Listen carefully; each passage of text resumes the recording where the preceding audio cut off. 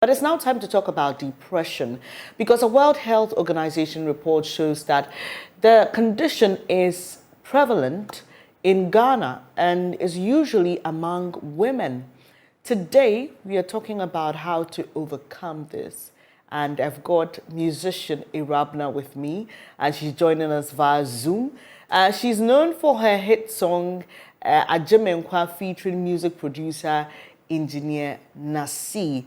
She's contemplated suicide before. In fact, not only suicide, but suicide murder because she wanted to kill herself and her children because she was going through a lot of troubles. Her latest song, This Far by Grace, I'm sure you've heard it. She was nominated as a new artist in the just ended VGMAs. Good morning to you, Ewurabena. Thank you so much for agreeing to share your story with us. How are you doing? Good morning. I'm very well, thank you. How are you? I am good. Thanks for asking. Let's talk about your story. What happened to you? Because I remember that song, right? I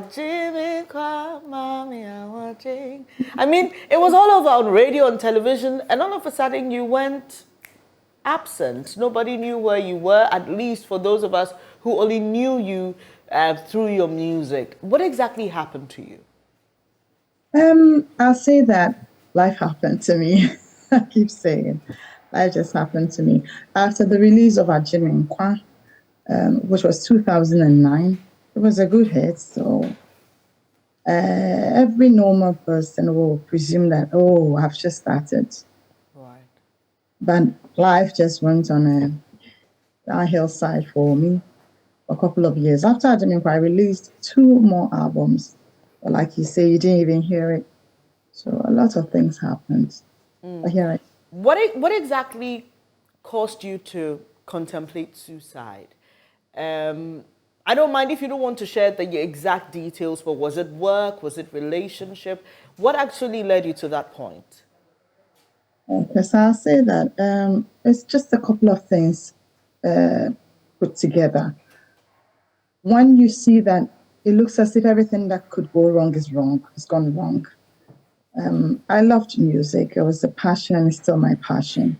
It's a talent and a gift that I see that it's one of my strengths because I compose songs even unknowingly.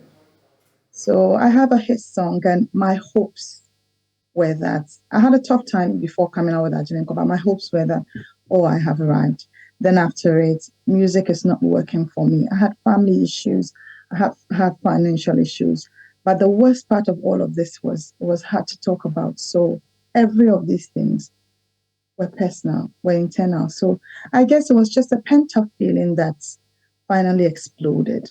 That's what I'll say. But the main thing that got me to that point was the fact that I was going through so much and could just say a little about it.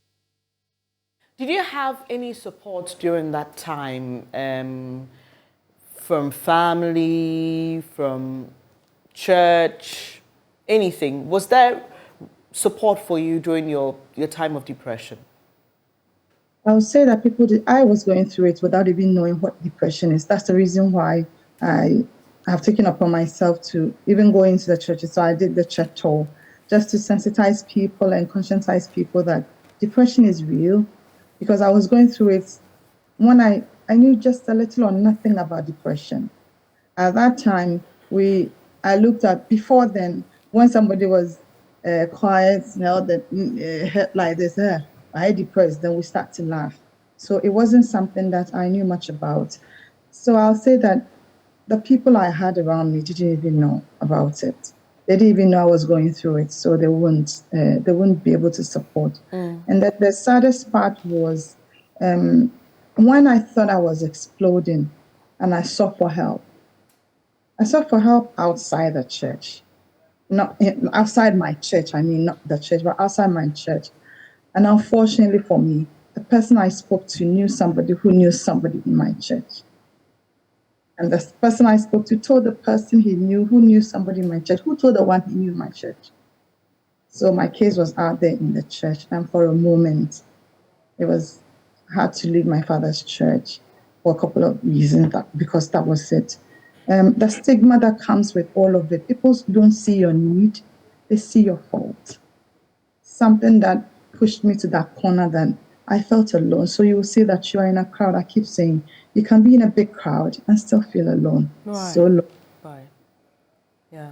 So I'm sorry you had to go through all that. And the bit about that trust that was broken is difficult for people. And we've had discussions about depression.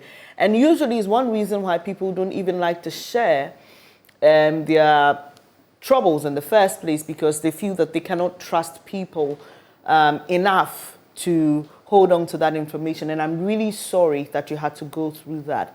And it But makes it worse. It makes it worse because you take the chance and you take the risk to speak, and then right. it goes bad. And from that time, you won't even, because when you're going through depression and anxiety, you have trust issues even with yourself. Because for me, I feel like I can't trust myself because I've made a couple of decisions. I took a couple of actions that I was blaming myself. Is one of the things that you go through when you're going through anxiety and depression.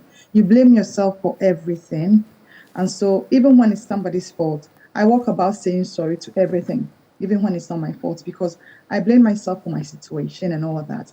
So when you get somebody else that breaks the trust, you go down here.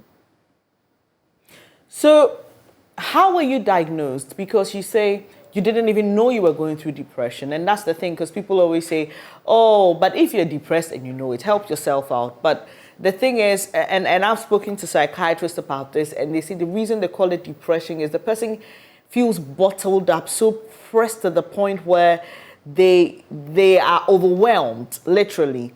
So tell me how you were diagnosed and the steps after that to recovery. When you're depressed, to be honest, when it started at the beginning, you won't even know.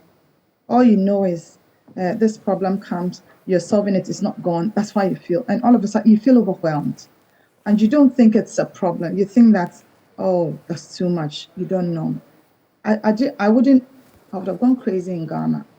I would say the truth, because we don't have the system that supports mental health that much. I I was so sick. When I say so sick, I couldn't sleep. For a whole week, I won't be able to sleep at all because when I'm lying down there, I can't sleep. And I had a lot of pain through my spine. It comes to my chest. So, in my ignorance, I called the doctors and said that I have a serious pain across my chest. My father will call and pray for me. My mother will call and pray for me. And then it was around the COVID time. That's just the start of COVID, so we were in lockdown. And then the doctor said, so I thought I could just get medication, prescription over the phone. So when I called, the doctor said, come. And then I went. And the doctor said, what's the pain? He had some hammer. He just kicked my back, to see. And then she told me, no, it can't be. I was attributing it to nerve pain because I've had shingles before. So I thought it was that nerve pain. And then she explained to me, that's not nerve pain. That pain you're going through comes from, she said, neurological something. So it comes from the mind. What are you going through? What's going on with you? And I said, no, I'm fine. Because I was going through a lot that time. I wasn't ready to talk. And she said to me, if you don't speak, I can't help you. Because whatever you're going through, it is not the body. Your brain is doing that to you. And then I told her what I was going through. I thought everything is too much. And I said, I want to go to my mother. That's all I wanted, because my mother was kind of my support system. That place you can go and cry. You don't have to say what you're going through. You can just go and cry, and mommy will hold you. And the doctor said, I can only help you when you're healed. He said, I'm giving you something. You take it once, a tablet, take it once. And you know, when it happens like this, it's good because they explain to you what you're going through. Right, Unlike Ewurabena. cases you go to hospital, you're giving medication, you don't even know what's wrong with So you. this was outside the country, right? Outside the country. Okay, I would come back to you, Ewurabena, because I'm feeling you. Your emotions are rubbing off me right now. But we have